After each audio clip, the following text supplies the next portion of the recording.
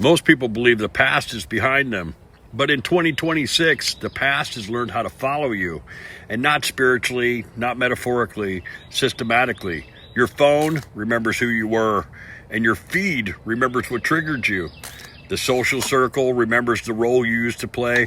Even your environment is optimized around an outdated version of your identity. And if you're not conscious, you will spend the next decade becoming increasingly loyal to a person you no longer are. This is the invisible algorithm of your past, and most people are trapped inside it without even realizing it, because modern life doesn't reward transformation. It rewards consistency, predictability, recognizable behavior. The algorithm doesn't care if you evolve. It cares if you remain measurable. So every time you react the same way, consume the same content, stay inside the same conversations, repeat the same coping mechanisms, the system strengthens its understanding of you. And eventually your digital environment begins feeding your old identity back to you faster than your consciousness can escape it. You think you're choosing, but most people are being continuously reintroduced to themselves. That's why transformation feels so difficult today. Not because change is impossible, but because your entire environment has become a reinforcement mechanism for your previous self. Your music, your habits, your notifications, your friend groups, your routines, your entertainment, and coping behaviors, all of it form a psychological echo chamber.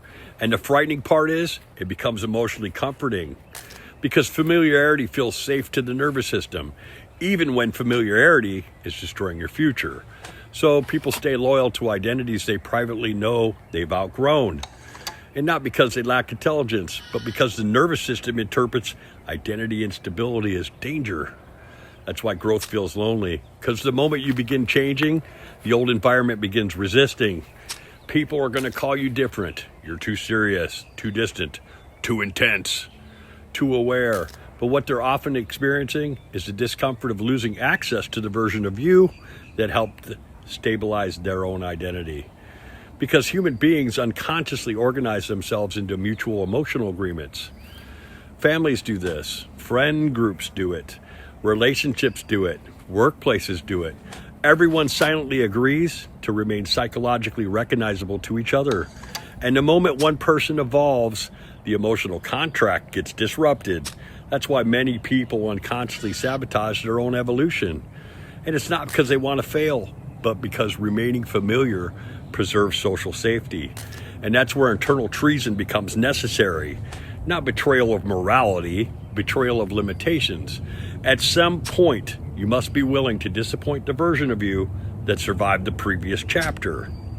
Because survival identities are not always evolution identities. The behavior that protected you at 20 may imprison you at 35.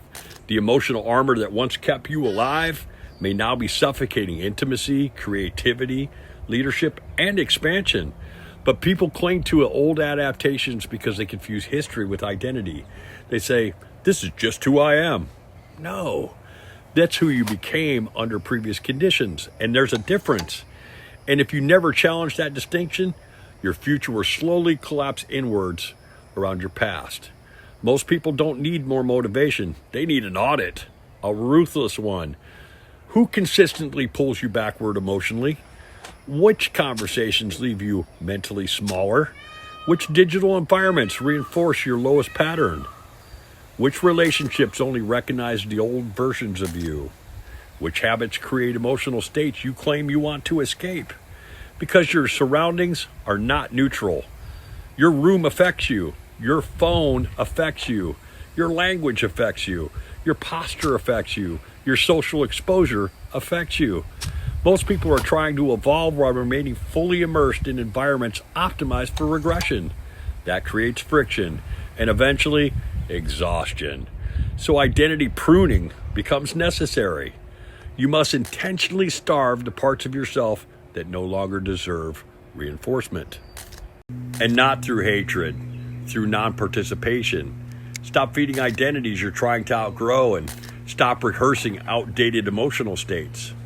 Stop repeatedly exposing yourself to the people and systems that trigger historical versions of you, because attention is nourishment, and whatever receives continuous attention survives. This is why your future identity must become more important than your historical comfort. And that shift changes everything, because most people honor their history more than their potential. They protect the old wounds, old narratives, old explanations, old failures, old victories. But evolution demands a different orientation. You stop asking, who've I been? And begin asking, who must I become to survive the next decade consciously? That question changes behavior immediately, because now identity becomes architecture, intentional, adaptive, designed. You begin testing behaviors instead of defending personalities. You experiment with silence, discipline, boundaries, leadership, stillness, focus, presence, detachment. This is identity testing, and it matters because confidence isn't built through thinking, it's built through evidence. The nervous system must repeatedly survive new behaviors long enough to stop interpreting them as threats. That is why transformation initially feels unnatural. You're interrupting emotional prediction systems built over decades.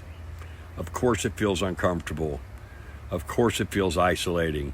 You're dismantling psychological infrastructure while simultaneously trying to build new internal architecture. There will be a period where you no longer fully belong to the old world, but have not yet stabilized into the new one yet.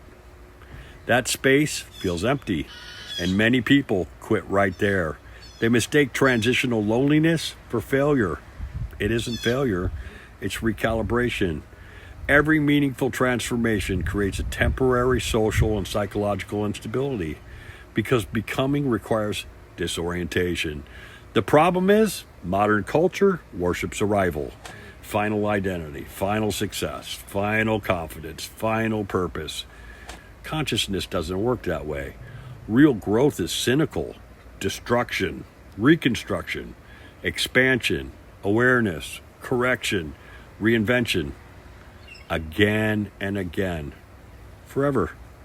Because the moment you become overly attached to your current identity, you begin decaying.